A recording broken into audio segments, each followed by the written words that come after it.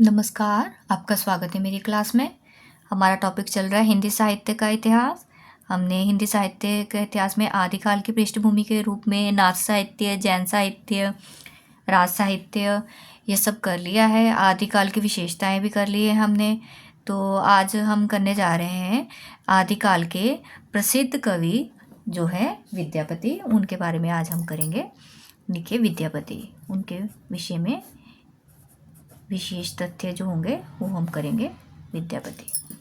ठीक है, सबसे पहले तो ये जो विद्यापति जी हैं आदिकाल और भक्ति काल के संधि कवि रहे हैं। ठीक है, विद्यापति जी आदिकाल और भक्ति काल के संधि कवि के रूप में जाने जाते हैं। ठीक है, विद्यापति को आदिकाल और भक्ति काल का संधि कवि कहा जाता है। ठीक है, मोस्ट इम्पॉर्टेंट क्वेश्चन बन जाता है कि आदिकाल और भक्ति काल का संधि कवि कौन रहा है। ठीक है, विद्यापति जी आदिकाल और भक्ति काल के संधि कवि के रूप में जाने जाते हैं। अभी इनके जन्म के संबंध में काफ़ी थोड़ा सा मतभेद रहा है। ऐसे क्वेश्चंस कम ही आते हैं, फिर भी आप थोड़ी सी नॉलेज के लिए लिख लीजिए। 1350 में जा तो इनका जन्म माना जाता है, कुछ विद्वान 1352 और कुछ 1368 में मानते हैं। ठीक है, ये 3 तारीखें हैं इनके जन्म से संबंधित।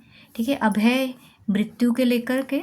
देखिए मृत्यु भी ऐसे 1450, 1448, 1440।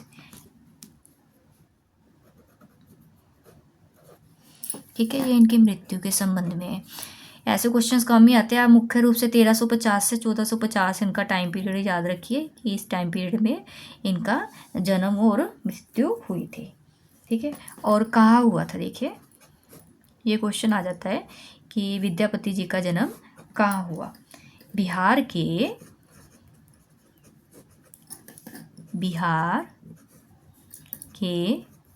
दरभंगा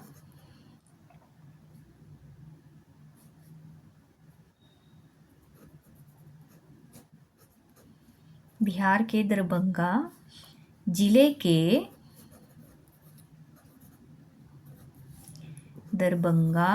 के बिस्पी ग्राम।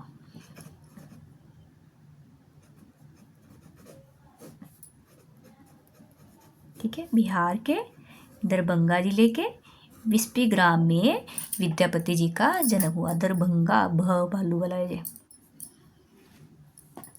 अब देखिए इनका संप्रदाय।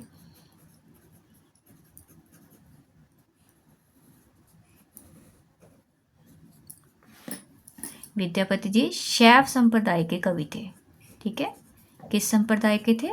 शैव संप्रदाय के कवि थे। अब इनके पिता थे गणपति ठाकुर। पिता का नाम क्या है? गणपति ठाकुर। ठीक है, विद्यापति जी के पिता का नाम गणपति ठाकुर है और उनकी प्रसिद्ध काव्य रचना रही है गंगा भक्ति तरंगिणी। इनकी लिख लीजिए आप, इनकी प्रसिद्ध काव्य रचना जो रही है गंगा भक्ति तरंगिणी। ठीक है, गंगा भक्ति तरंगिणी किसकी प्रसिद्ध काव्य रचना है? गणपति ठाकुर जी की। गणपति ठाकुर कौन है? विद्यापति जी के पिताजी। अब देखिए गुरु पंडित हरि मिश्र। विद्यापति के गुरु कौन है? पंडित हरि मिश्र। ठीक है, अब आश्रयदाता इनके, आश्रयदाता आदिकाल है। आदिकाल में आपको पता ही है कि आश्रयदाता होते थे सभी कवियों के। अब इनके आश्रयदाता देखिए, तिरहुत के राजा, तिरहुत के राजा शिव सिंह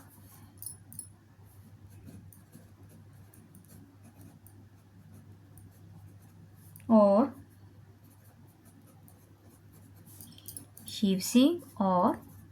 कीर्ति सिंह। ठीक है, आश्रयदाता इनके कौन थे?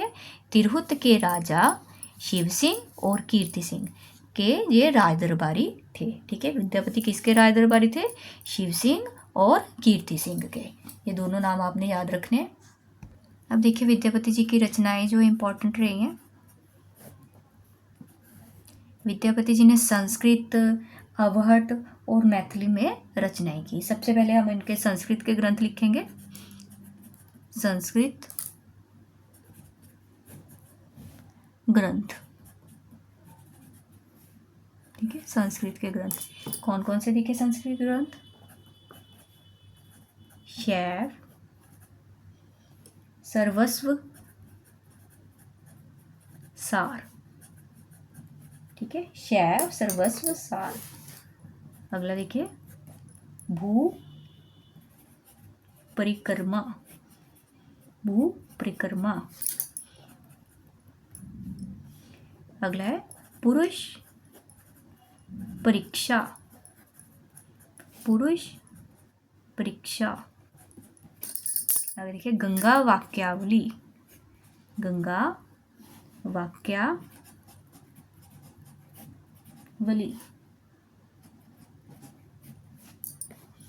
आगे दाम वाक्यावली, दान वाक्यावली। अगला देखिए, लिखनावली। ठीक है, अब वली वली कितने में आ गया, इससे आपको रचनाएं याद करने में थोड़ा इजी हो जाएगा। गंगा वाक्यावली, दान वाक्यावली, लिखनावली।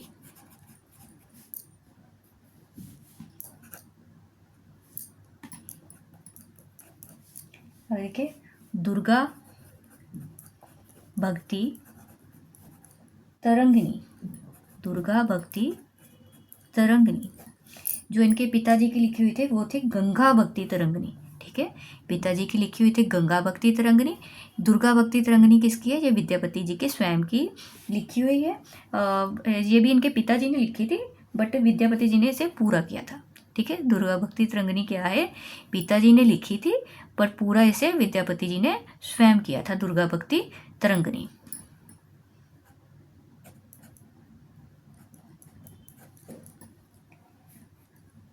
अगला है विभाग सार, विभाग सार। दुर्गा भक्ति तरंगिणी आप इसको साथ में लिख लीजिए। पिता ने लिखी और विद्यापति ने पूरा किया।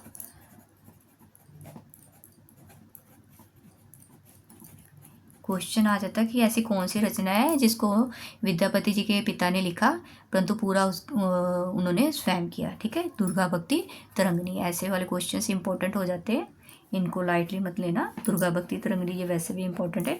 शैव, सर्वस्व, सार, भू परिक्रमा, पुरुष परीक्षा, ये गंगा वाक्यावली, दान वाक्यावली, लिखनावली, सब इंपॉर्टेंट है। विभाग सार कोई भी इनमें से आ सकती है क्वेश्चन में। आगे देखिए, अवहट के रचनाएं। अवहट सबसे पहले ये संस्कृत की होगी थी, अब ये है अवहट के। ठीक है, अवहट में देखिए दो मेन इनकी, कीर्तिलता और कीर्ति पताका।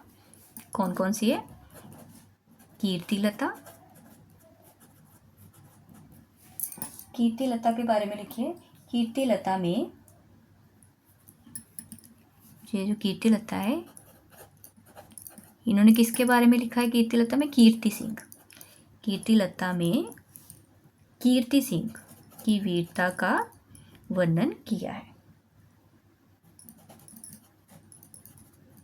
ठीक है, कीर्तिलता में ये जो इनके आश्रयदाता थे कीर्ति सिंह, उनके बारे में पता चलता है। ठीक है, क्वेश्चन आ जाता है कीर्ति सिंह के बारे में कौन से ग्रंथ में लिखा गया है, तो कीर्ति लता में। ये जो कीर्ति लता है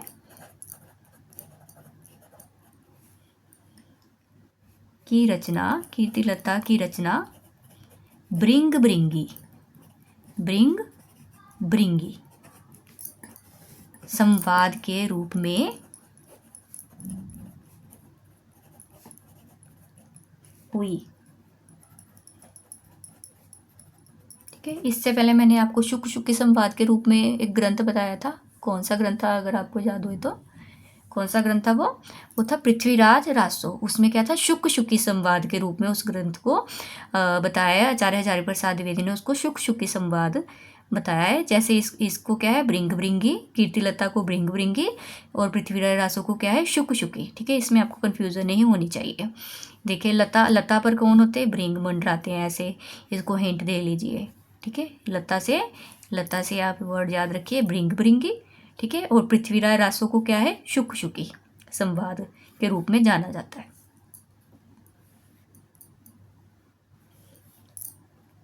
अगला देखिए ग्रंथ हमारा ये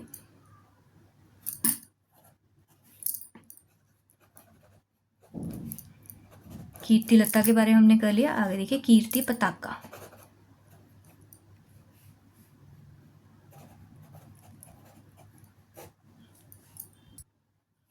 अब ये जो कीर्ति पताका है इनकी रचना, इसमें किसकी वीरता और उदारता का वर्णन है, शिव सिंह की। ठीक है, कीर्ति पताका में शिव सिंह की वीरता और उदारता का वर्णन किया गया है। शिव सिंह के बारे में पूछ सकते हैं क्वेश्चन कि विद्यापति जी ने शिव सिंह के बारे में कौन से ग्रंथ में लिखा है, कीर्ति पताका में, और कीर्ति लता में कीर्ति सिंह। ठीक है, अब इम्पोर्टेंट पार्ट 4 देखिए। ये जो कीर्ति पताका है, कीर्ति पताका अप्रकाशित है, अप्रकाशित है। अब क्वेश्चन आ सकता है विद्यापति की कौन सी रचना अप्रकाशित है, कौन सी है, कीर्ति पताका। ठीक है, ये भी इम्पोर्टेंट क्वेश्चन बन जाएगा आपका। देखिए, अब ये भी कहा जाता है कि ये जो रचनाएं हैं वो अपभ्रंश में लिखी गई। ठीक है, अपभ्रंश में लिखे होने के कारण आचार्य रामचंद्र शुक्ल जी ने विद्यापति को आदिकाल में स्थान दिया। ठीक है, कीर्तिलता और कीर्ति पताका इन दोनों रचनाओं की भाषा के कारण आचार्य रामचंद्र शुक्ल ने इनको आदिकाल में स्थान दिया। ठीक है, अब देखिए मैथिली में रची गई इनकी रचनाएं। मैथिली पहले हमने संस्कृत में की, फिर अवहट में, अब मैथिली भाषा में। ठीक है, मैथिली में इनकी महत्वपूर्ण रचना आप जानते होंगे, पदावली। ठीक है, जिसके लिए ये विद्यापति जी को मैथिल कोकिल के नाम से भी जाना जाता है। ठीक है, पदावली के कारण ही इनको मैथिल कोकिल के नाम से जाना जाता है। और मैथिल भाषा में एक और रचना इनकी गोरक्ष विजय, गोरक्ष विजय।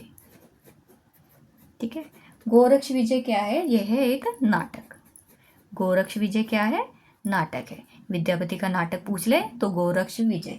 ठीक है, विद्यापति द्वारा लिखा गया मैथिल भाषा में नाटक कौन सा है, गोरक्ष विजय। और ये जो पदावली है इनकी, पदावली क्या है, यह मुक्तक काव्य है, इसकी रचना मैथिली भाषा में हुई। ठीक है, क्लियर है आपको इसके बारे में।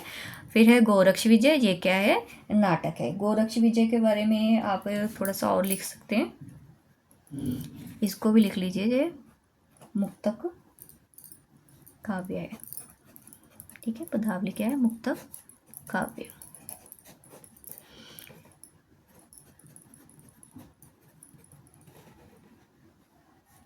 गोरक्ष विजय का गद्य भाग, ये जो इसका गद्य भाग है संस्कृत में। ठीक है, गद्य भाग किसमें है, संस्कृत में, जबकि पद्य भाग मैथिल में। ठीक है, पद्य भाग किसमें, मैथिल में।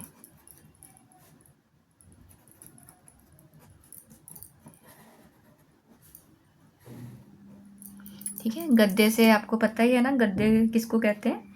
गद्य क्या है, लाइंस में होता है, सीधी सीधी लाइंस होती है। पद्य क्या होते हैं, राइम्स होती हैं, जैसे कविता की तरह हम इसको गा सकते हैं पद्य को। ठीक है।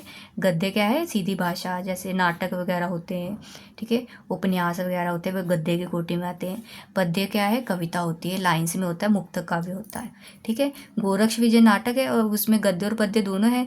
जो गद्य है वो संस्कृत में है, पद्य है वो मैथिल में है। अब ये जो विद्यापति जी हैं, इनकी ये जो पदावली है, इसके कारण कुछ विद्वानों ने इनको श्रृंगारी कहा है, कुछ ने इनको भक्त कहा है, कुछ ने रहस्यवादी कहा है। ठीक है। सब विद्वानों के अलग अलग मत रहे हैं, तो उसके अनुसार हम देखते हैं कि किसने क्या कहा है। ये क्वेश्चन आ जाता होता है कि कौन सा विद्वान विद्यापति जी को क्या मानता है। ठीक है। कुछ तो मानते हैं श्रृंगारी, ठीक है, और कुछ मानते हैं भक्त। ठीक है। विद्यापति जी को भक्त कवि मानते हैं और किसी ने रहस्यवादी भी इनको कहा है। ठीक है। श्रृंगारी में है जो इनको विद्यापति जी को श्रृंगारी कवि मानते हैं। इसमें भी काफ़ी बहस चल रही है विद्वानों में। किसी ने विद्यापति जी को श्रृंगारी कहा है, भक्त कहा है, रहस्यवादी कहा है। हरप्रसाद शास्त्री सबसे पहला नाम लिखे श्रृंगारी में, हरप्रसाद शास्त्री। अगला है रामचंद्र शुक्ल। ठीक है। रामचंद्र शुक्ल, ये इंपॉर्टेंट नाम है, आपको पता ही है, रामचंद्र शुक्ल। सुभद्रा झा, सुभद्रा झा। रामकुमार वर्मा, रामकुमार वर्मा। इन सब ने क्या है, श्रृंगारी कवि माना है विद्यापति जी को। रामवृक्ष बेनीपुरी, रामवृक्ष बेनीपुरी।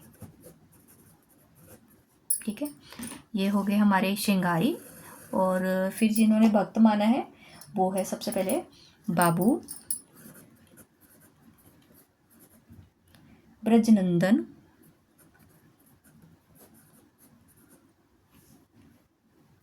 सहाय। ठीक है। फिर अगला है श्याम सुंदर दास,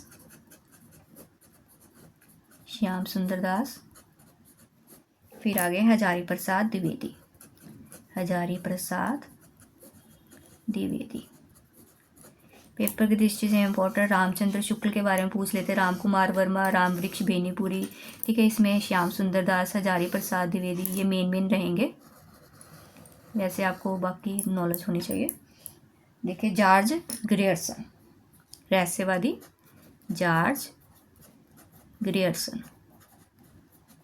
ठीक है। ये भी इम्पोर्टेंट रहेगा कि जॉर्ज ग्रियर्सन जी ने रहस्यवादी माना था विद्यापति जी को।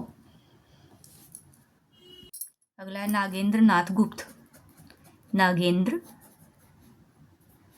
नाथ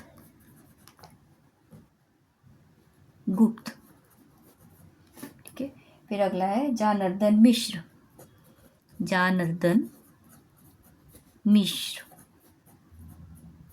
ठीक है। ये तीन हो गए, जॉर्ज ग्रियर्सन, नागेंद्र नाथ गुप्त, जनार्दन मिश्र। इन्होंने रहस्यवादी माना है। जॉर्ज ग्रियर्सन इम्पोर्टेंट रहेंगे इस दृष्टि से, रहस्यवादी की दृष्टि से पूछ लेते क्वेश्चन में कि जॉर्ज ग्रियर्सन ने विद्यापति जी को कौन सा कवि माना है, श्रृंगारी, भक्त और रहस्यवादी। अब इस क्वेश्चन का उत्तर तो हो गया, किसने श्रृंगारी माना है, किसने भक्त माना है, किसने रहस्यवादी माना है। ठीक है। तो अब आगे देखिए थोड़े तथ्य, इम्पोर्टेंट तथ्य जो विद्यापति ने पदावली की रचना संस्कृत कवि जयदेव को आदर्श मानकर की, आदर्श मानकर की। ठीक है। किसे आदर्श मानकर की थी पदावली की रचना विद्यापति जी ने, संस्कृत कवि जयदेव जी को आदर्श मानकर की थी इन्होंने पदावली की रचना। ठीक है। ठीक है। अब इन संस्कृत कवि जयदेव जी को आदर्श मानकर की, इसमें क्या था, उन्होंने राधा कृष्ण के से संबंधित अपने जो पद लिखे थे। अब देखिए, कहा जाता है कि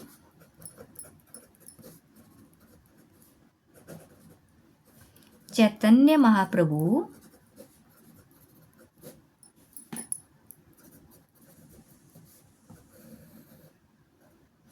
उनके पदों को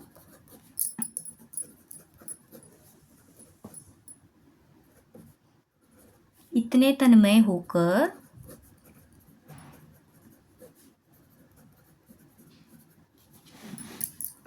गाते थे कि गाते गाते उनकी चेतना लुप्त हो जाती थी। ठीक है, उनकी चेतना लुप्त हो जाती थी। ये भी विचार किया जाता है, ठीक है, कि ये भक्त थे, ठीक है, तो उनके जो जो पद थे उनको गाते गाते चैतन्य महाप्रभु की चेतना भी लुप्त हो जाती थी। परंतु इसके संबंध में ये भी कहा जाता है कि इसमें विद्यापति की आध्यात्मिकता या भक्ति भाव प्रमाणित नहीं होता। ठीक है, चैतन्य महाप्रभु की चेतना लुप्त हो जाने से विद्यापति का भक्ति भाव प्रमाणित नहीं होता। ठीक है, इसमें क्या है, चैतन्य महाप्रभु की भावुकता ही सिद्ध होती है। ठीक है, ये भी पॉइंट क्लियर हो गया। आपको पता होना चाहिए कि बार पूछ लेते हैं कि चैतन्य महाप्रभु किसके पद गाते गाते चेतना लुप्त हो जाते थे, विद्यापति के। ये क्वेश्चन बन जाता है, इसलिए आपको लिखवा रही हूँ मैं पॉइंट्स ये। देखिए, हिंदी में विद्यापति को कृष्ण गीति परंपरा का प्रवर्तक माना जाता है। बहुत बार ये क्वेश्चन पेपर में आ चुका है। कृष्ण गीति परंपरा का प्रवर्तक कौन है? तो विद्यापति जी हैं। ठीक है, इसमें कोई कंफ्यूजन नहीं आनी चाहिए आपको।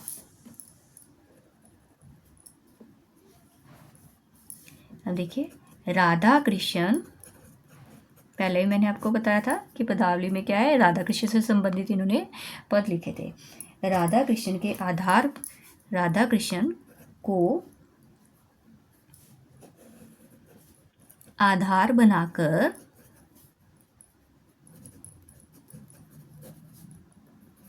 इन्होंने अपने पद लिखे। क्वेश्चन आ जाता है किसे आधार बनाकर विद्यापति जी ने अपने पद लिखे थे? राधा कृष्ण को।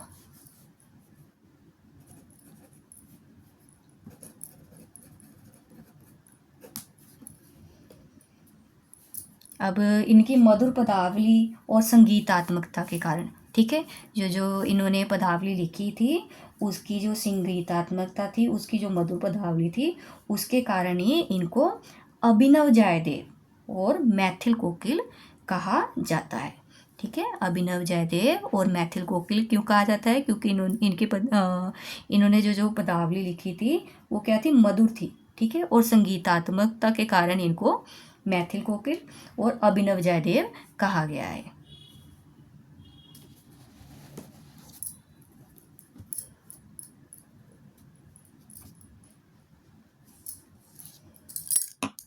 अब देखिए, आचार्य शुक्ल जी ने इनके बारे में क्या कहा है?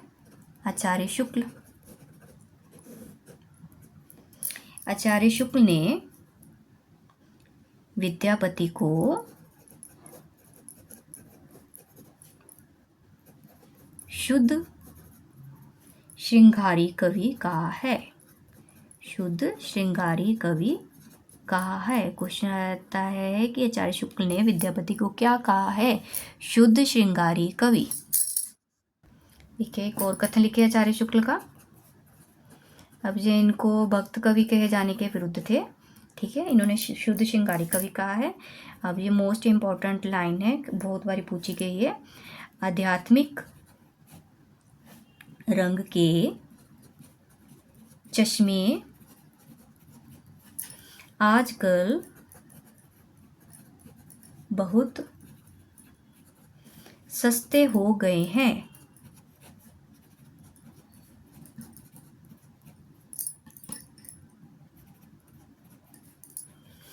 उन्हें चढ़ाकर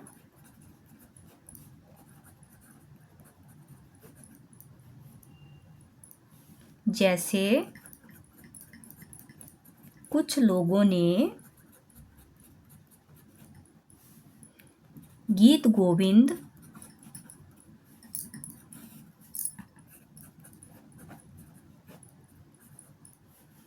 को आध्यात्मिक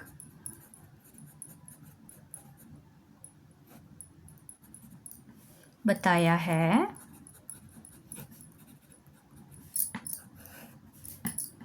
वैसे ही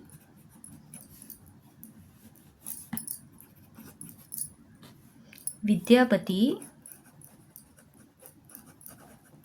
के इन पदों को भी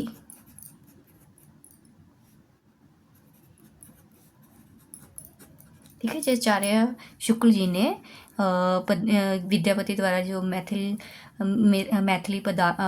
भाषा में लिखी गई है पदावली, उसके बारे में ये कथन कहा है आचार्य शुक्ल ने। ठीक है। गीत गोविंद किसकी रचना है? जयदेव की। ठीक है। अब उन्होंने आलोचना की है कि जिन विद्वानों ने गीत गोविंद को भी आध्यात्मिक बताया है, तो उन्होंने ही विद्यापति की पदावली को भी आध्यात्मिक बताया है। उनके अनुसार आध्यात्मिक रंग के चश्मे आजकल बहुत सस्ते हो गए हैं, उन्हें चढ़ाकर जैसे कुछ लोगों ने गीत गोविंद को आध्यात्मिक बताया, वैसे विद्यापति के इन पदों को भी आध्यात्मिक बताया है। ठीक है। अब उनके अनुसार क्या है कि विद्यापति भक्त कवि नहीं है, वो श्रृंगारी कवि है। आगे देखिए हजारी प्रसाद द्विवेदी का कथन भी। आचार्य हजारी प्रसाद द्विवेदी, इन्होंने विद्यापति को श्रृंगार रस का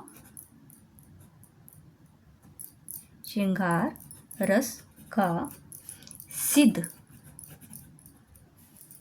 वाक कवि, श्रृंगार रस का सिद्ध वाक कवि, ठीक है, सिद्ध वाक कवि कहा है। श्रृंगार रस का सिद्ध वाक कवि हजारी प्रसाद द्विवेदी जी ने विद्यापति जी को कहा है। आगे देखिए महामहोपाध्याय हरप्रसाद शास्त्री जी ने क्या कहा है? देखिए शास्त्री, इन्होंने विद्यापति को पंचदेवोपासक कहा है। क्या कहा है?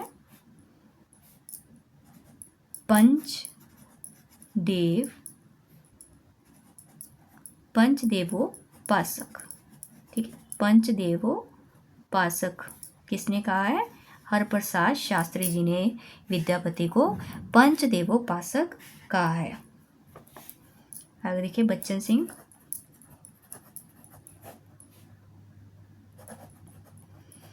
सिंह जी ने विद्यापति को जातीय कवि कहा है।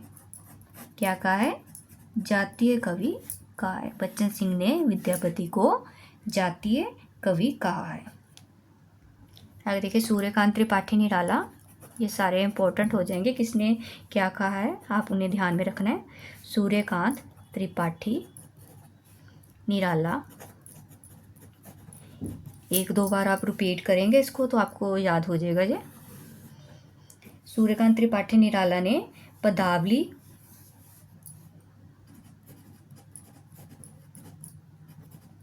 के श्रृंगारिक पदों की मादकता को नागिन की लहर कहा है। ठीक है। अब सूर्यकांत त्रिपाठी निराला ने क्या कहा है? नागिन की लहर कहा है। किसे कहा है?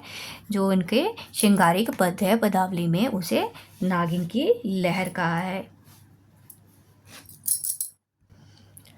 अब देखिए डॉक्टर रामकुमार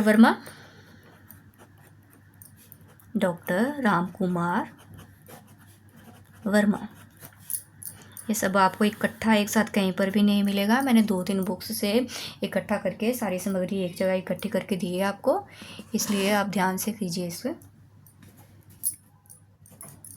रामकुमार वर्मा ने क्या कहा है? विद्यापति भक्त ना होकर श्रृंगारी कवि ही थे। ठीक है, राम कुमार वर्मा ने विद्यापति को क्या कहा है, विद्यापति भक्त ना होकर श्रृंगारी कवि ही थे। ठीक है, उनके अनुसार, अब उन्होंने भी कुछ लाइनें अपनी कही है उनके लिए। उनके अनुसार देखिए राम कुमार वर्मा जी ने क्या कहा है, वह संधि में ईश्वर से संधि कहा, वह संधि में ईश्वर से संधि कहा। ठीक है, सद्य सनाता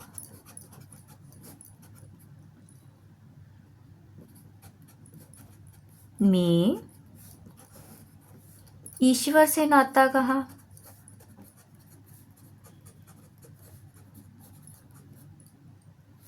और अभिसार में भक्ति का सार कहा।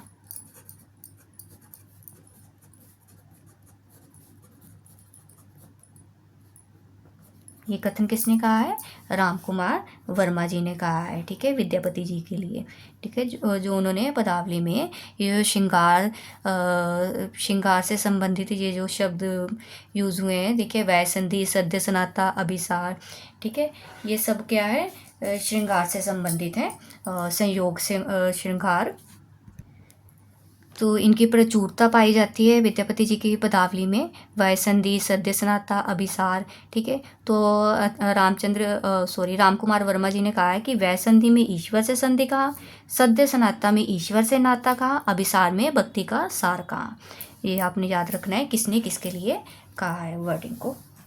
आगे देखिए विद्यापति जी के लिए उनके प्रशंसकों ने कई उपाधियाँ दी हुई हैं। विद्यापति जी के लिए जो उपाधियाँ यूज़ की गई हैं, देखिए लिख लीजिए वो भी उपाधियाँ विद्यापति जी को दी गई हैं। जो सबसे पहली उपाधि इनकी रहेगी अभिनव जयदेव। अभिनव जयदेव, ठीक है, अभिनव जयदेव की उपाधि आप लिख लीजिए, इनको शिव सिंह ने प्रदान की थी। अभिनव जयदेव की उपाधि किसने प्रदान की थी, शिव सिंह ने। आगे देखिए जो इम्पोर्टेंट रहेगी मैथिल कोकिल, इनको मैथिल कोकिल की उपाधि भी दी गई है। वो आपको पता ही है क्यों दी गई है मैथिल कोकिल की उपाधि, मैंने आपको बता ही दिया है कि पदावली के कारण इनको मैथिल कोकिल की उपाधि दी गई है। आगे पंचानन, ठीक है, इनको पंचानन की भी उपाधि दी गई है। अपरूप का कवि भी विद्यापति जी को कहा जाता है, अपरूप का कवि। ठीक है, इंपॉर्टेंट रहेंगी ये सारी उपाधियाँ। आगे देखिए इन्हें कवि शेखर भी कहा जाता है, विद्यापति को कवि शेखर भी कहा जाता है। नव कवि शेखर, ठीक है, कवि शेखर, नव कवि शेखर, ये दोनों इकट्ठे हो गए, साथ में आपको लर्न करनी ईजी हो जाएगी। आगे देखिए कवि कंठहार, कवि कंठहार,